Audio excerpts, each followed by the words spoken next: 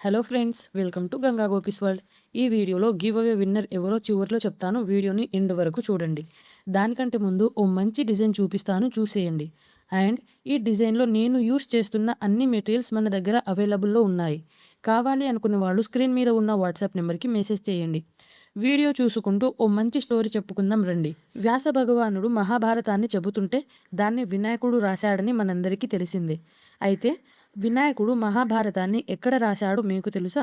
వ్యాస భగవానుడు చెబుతుంటే వినాయకుడు ఘంటం ఎత్తకుండా మహాభారతాన్ని రాసింది మన దేశంలోని చివరి గ్రామమైన మానాలో. ఇది హిమాలయాల్లో ఉంది.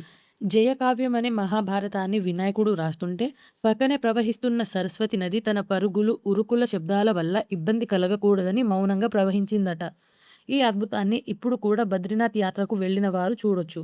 ఆ ప్రదేశంలో గమనిస్తే సరస్వతి నది భారతాన్ని రాసిన చోట శబ్దం లేకుండా ప్రవహిస్తుంది. ఆ చోటును దాటగానే గలగల శబ్దం వినిపిస్తుంది. ఇక give away winner ID screen మీద మీరు చూడొచ్చు.